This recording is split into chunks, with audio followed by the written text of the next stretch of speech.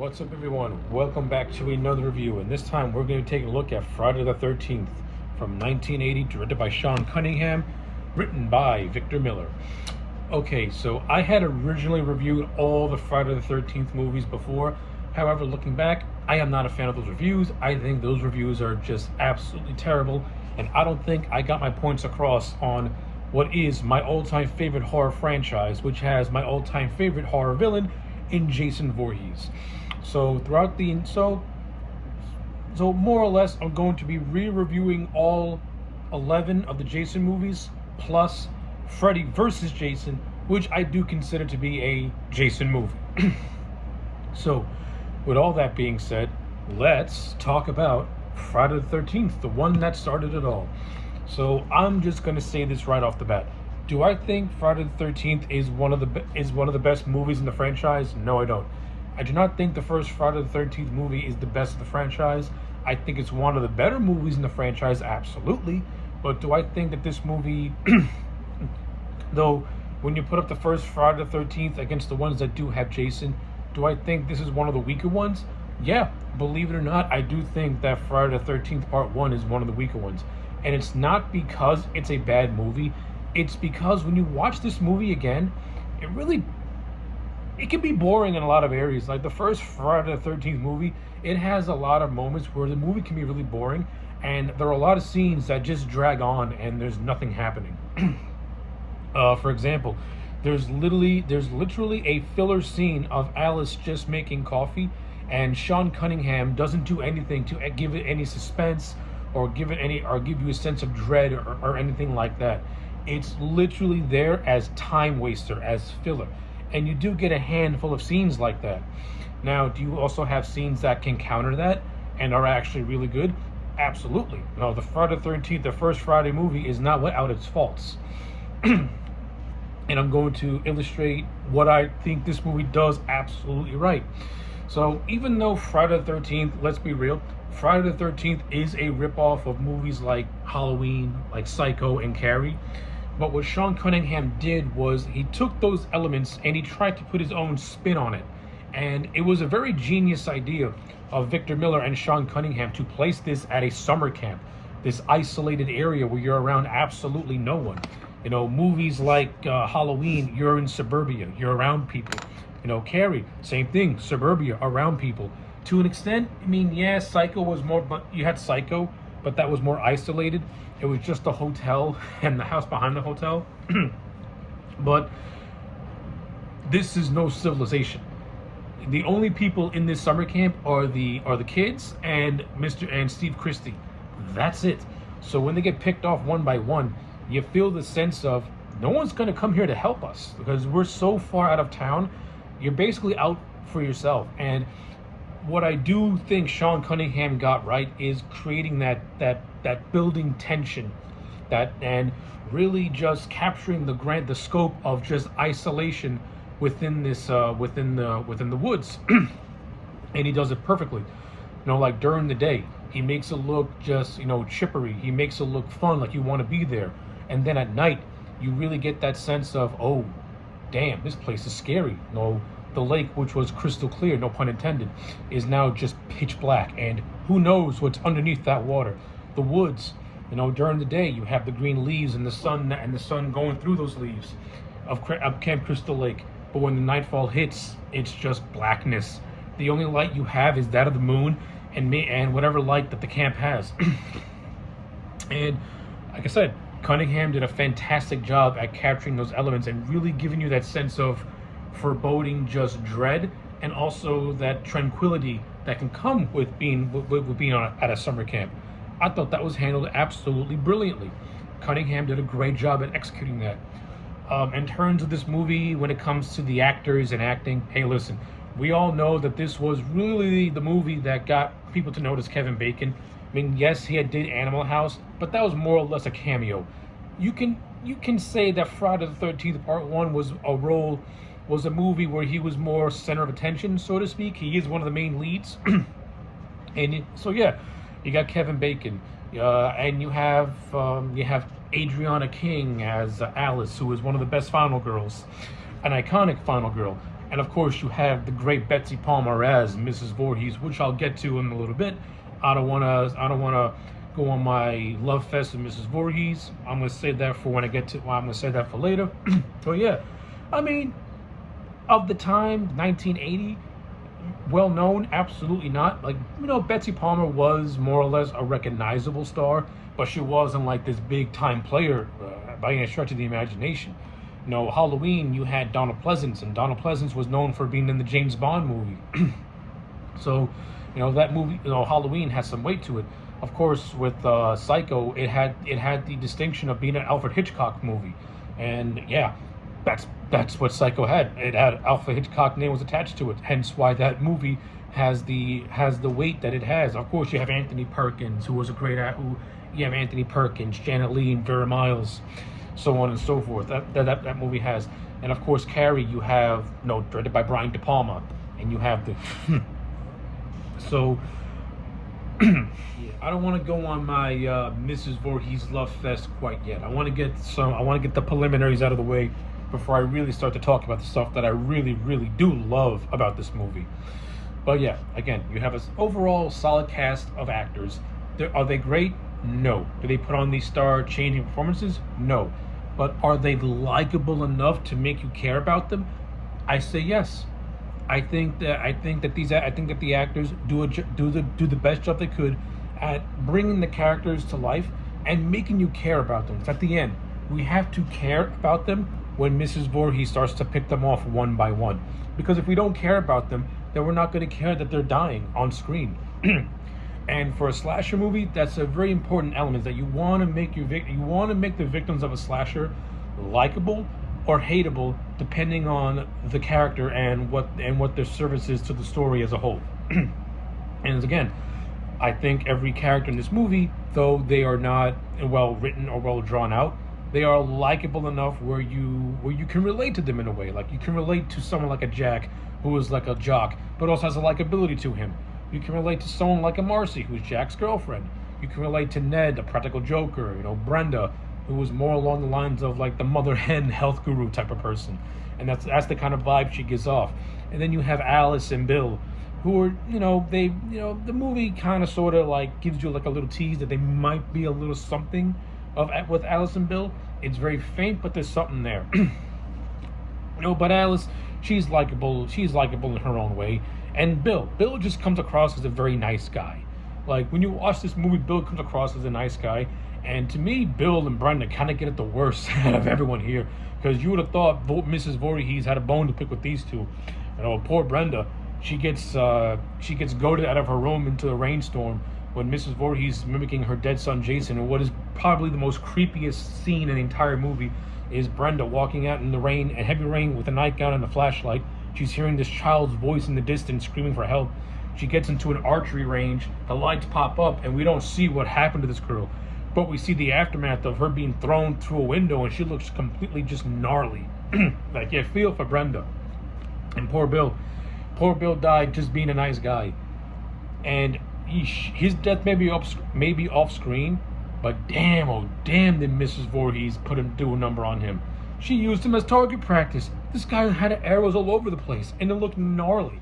Like, you like, poor Bill. Exactly, poor Bill. And of course, Kevin Bacon has the iconic death scene of the knife going through his neck. Those great practical effects by the legendary Tom Savini. Of course, Marcy has probably the second best death of the movie, with the axe penetrating her head. Ned dies off screen with a slit throat, but the build up to that is actually pretty cool. One of the things I do like about Sean Cunningham in this movie is that he knew what depths he wanted to put on screen and which ones he wanted to leave to the imagination, and I thought he did that very, very well. And when you watch the movie, when you get those moments, you're like, oh. Especially if you're watching for the first time, you get that oh moment.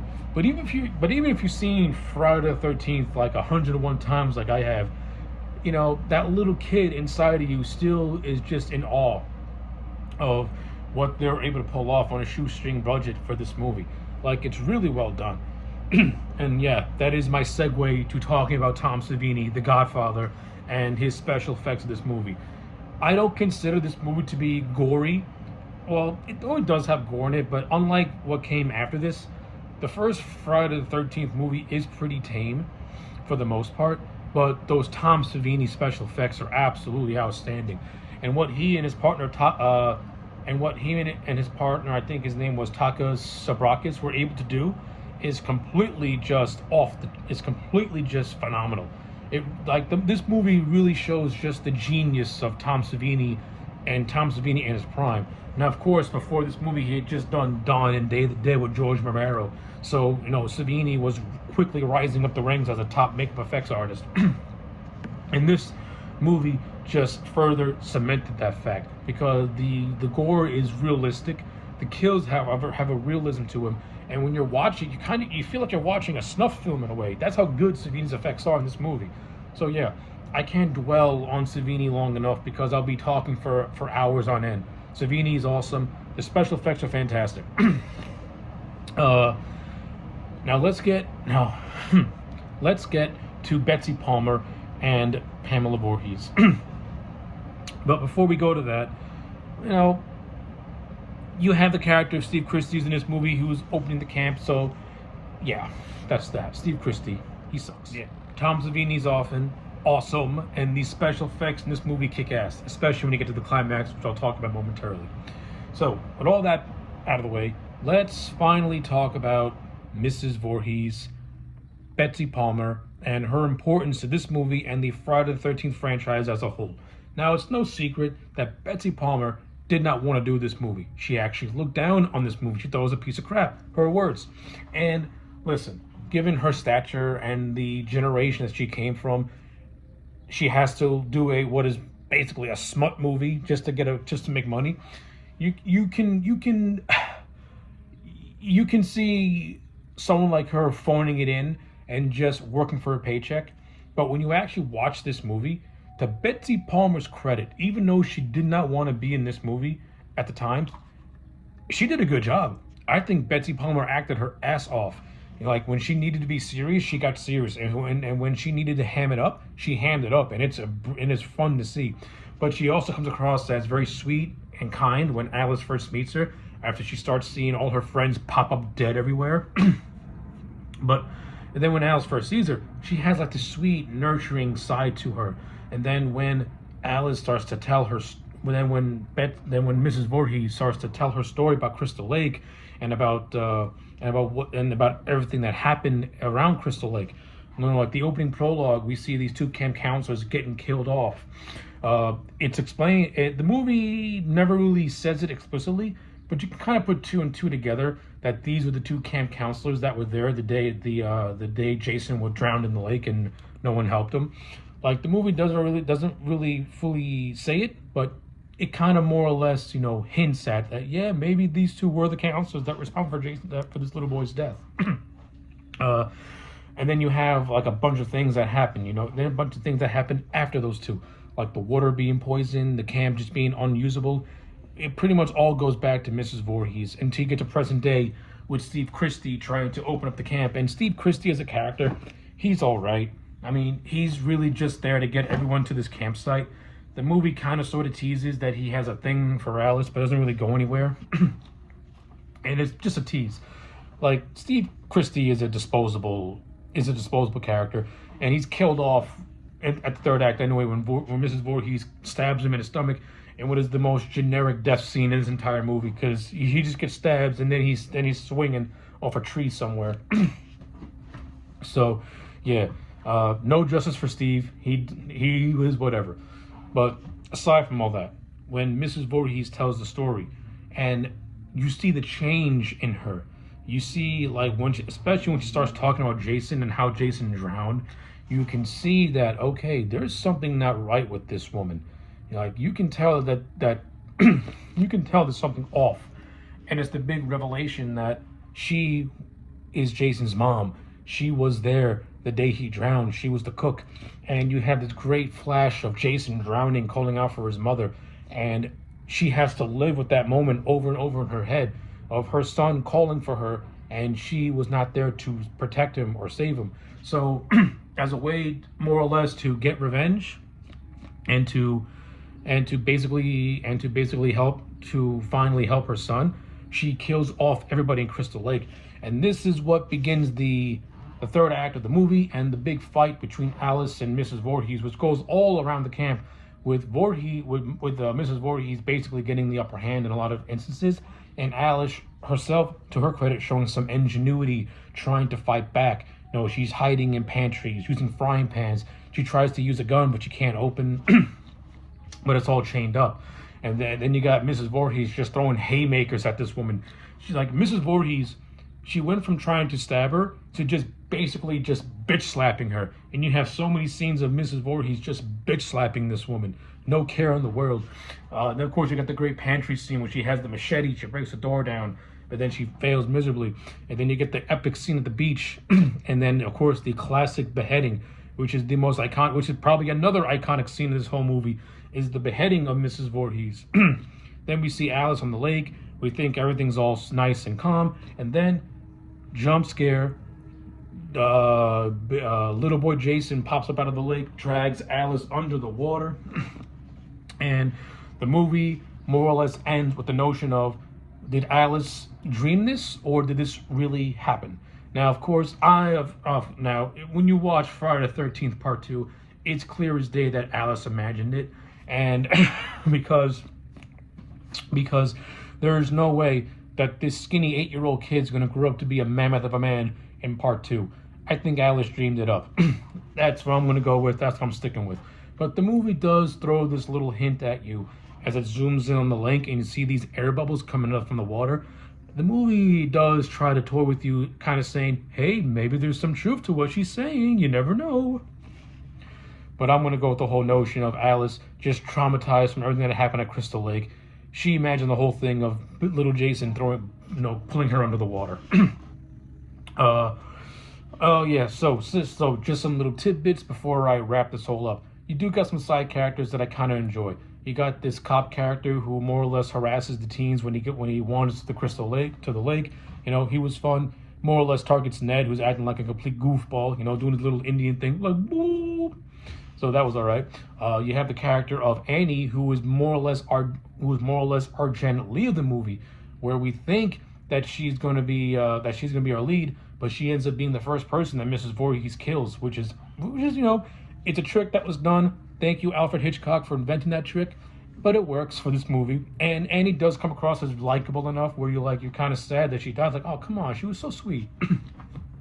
And you got some of the town locals are entertaining, especially the scene where Annie goes into a diner and has a conversation with I think the guy's name was Earl, and he kind of more or less tells her gives her some information about what happened at Crystal Lake. It's actually through Earl where we get the reference of a little boy drowning, which gets expanded upon at the end with Mrs. Voorhees.